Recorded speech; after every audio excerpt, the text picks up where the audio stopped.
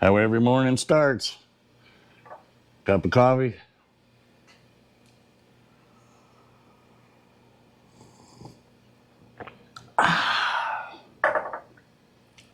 And away we go. Hope you enjoy the video. It's a view from the other side. I just so happen to have these two speakers, which have a huge magnet on the back. They're really good sounding. They were made for jet skis to go underwater and be safe. And they just happen to fit just perfect in these holes. I can get it in there without tearing stuff up. Anyway, you kind of get the idea. So that'll be pretty trick. Onward and upward. Doesn't that look cool? It's pretty trick, actually. I'll fill the holes in the middle, and the old dashboard looks pretty decent.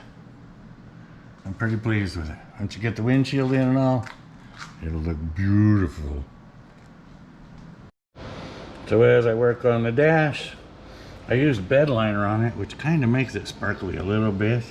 Fixed the factory clock. Bought a new Autometer 5-inch gauge to go right in the original gauge pods. Painted those the same copper as the dash. Kind of looks spacey, rocket ship, whatever. And then the tack is going in here. I have an Autometer monster tack with a shift light.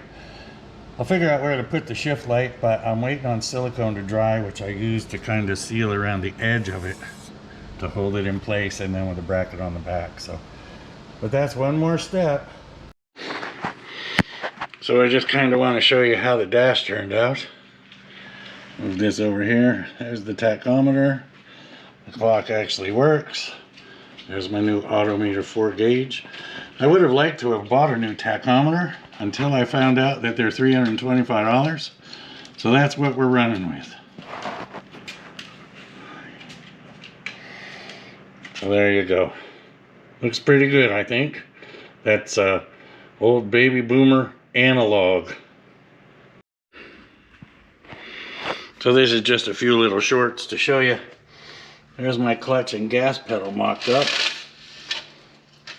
And they're out of a newer Ranger. Apparently you can buy them brand new. They must have had problems from the factory with bushings or something. They must wear out over time. So they actually work perfect. They sit right in there. The master cylinder placement is going to be good. I am going to straighten them out. They're a little splayed there. I don't like that, so I'll bend the bracket, bend the actual pedal assemblies. So that's another one. And then there's my T56. Came out of a 2004 GTO. New tail shaft. That shifter's pretty cool. It's actually made by a manufacturer. I don't know if you can read that. Try and get it in there a little bit. It is GM Motorsport. They are an Australian company. So I'll have an Australian shifter in it. I will. That sucked. And I gotta put a new tail shaft seal in it. But there she is. We'll clean her up, make her spiffy, and away we'll go. So now we're gonna get into a little nitty gritty on the engine. This is a 4-bolt main, 383 Chevrolet. Bag off.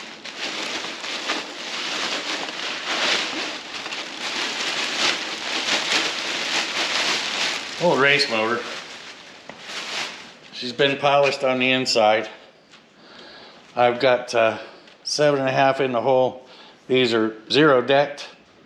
The block has been decked. It has very little shift, as you can see from the front. Now the way you tell if the block you have has core shift is by these holes in the cam hole.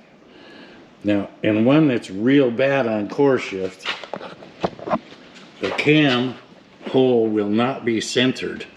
So there'll be like very little cast steel here and a whole bunch on this side.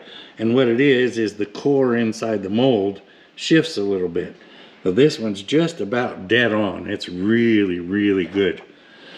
It is an 010 high nickel block, 4-bolt main. It has been studded. I'll flip her over just so you can see.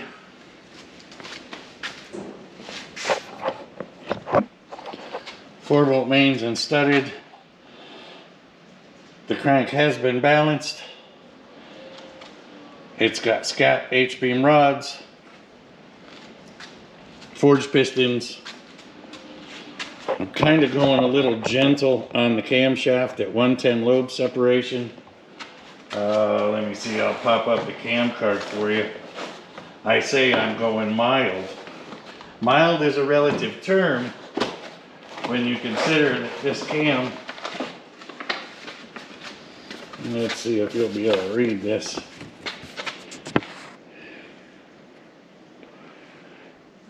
I don't know how that works. That way, that'll give you an idea. Anyway, at the valve, the lift with 1.5 rocker arms is 0.525. On the exhaust, 0.520. But I'm going to 1.6s, which cranks that up a little bit to, and I'll do a little calculation.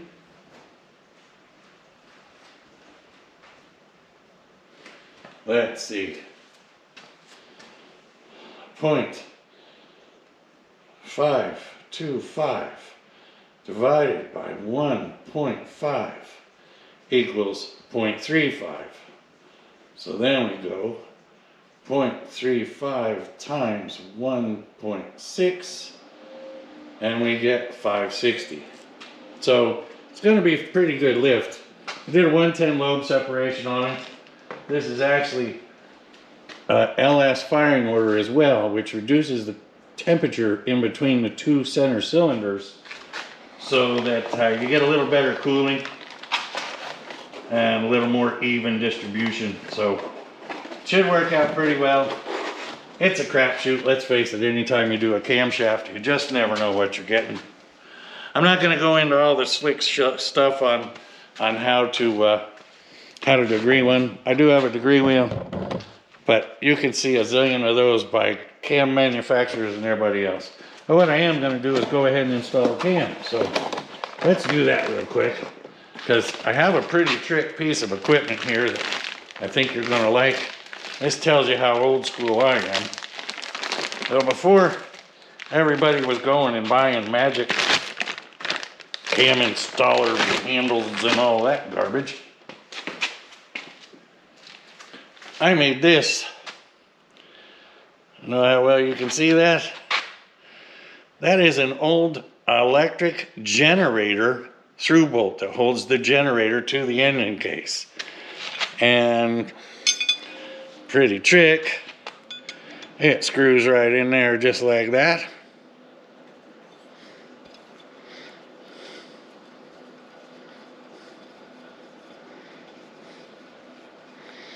And makes a great handle for getting it in the block.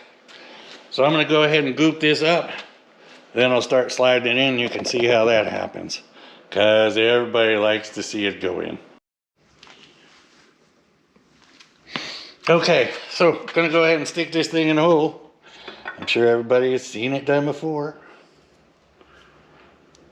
Why doesn't it fit? Good Lord, that's tight. There we go. New cam bearings. Wow, that one was really tight.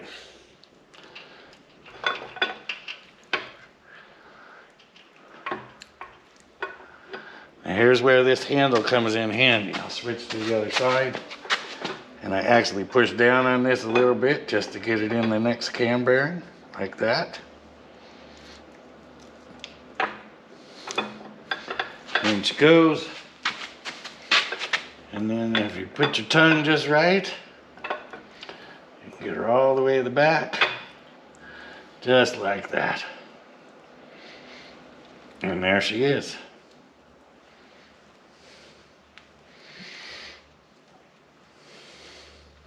Take this out,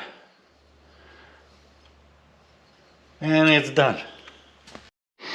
I'm not going to pull it out. I'm not going to get all the junk off the bench today, but it is red. The intake manifold is red. The engine is orange. I don't think I can bead blast all of this stuff up. I believe it was powder coated except for a few places where there's some chips and I hit it with red paint. So I want somebody to comment and tell me if I should go Chevy orange. Should I go that cast aluminum look?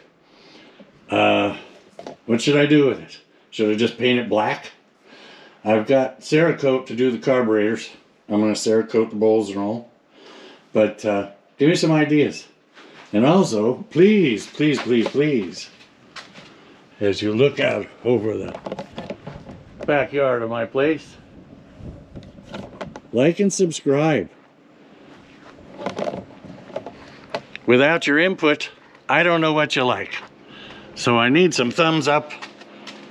A lot of people are watching, but they aren't subscribing, and that could be that they just don't like what I'm putting out there. So tell me, do I need to clickbait with bikini-clad women and then throw you to the wolves by showing you the rear end of a car, or what do I need to do? I need some comments, people. I want to keep going with this, and if you like it, let me know. On some of my videos, there's 500 views, 2 likes, no subscribers. So give me some ideas. I'll keep going. I'm going to do it anyway, but it'd be nice to know if somebody likes it or if they don't. So give me a like, give me a subscribe. I don't care if you ring the bell. I never ring the bell, but if you like it, click like. If you want to see more, click subscribe. Tell your friends there's an idiot building a junk. Have a good one. We'll catch you next time.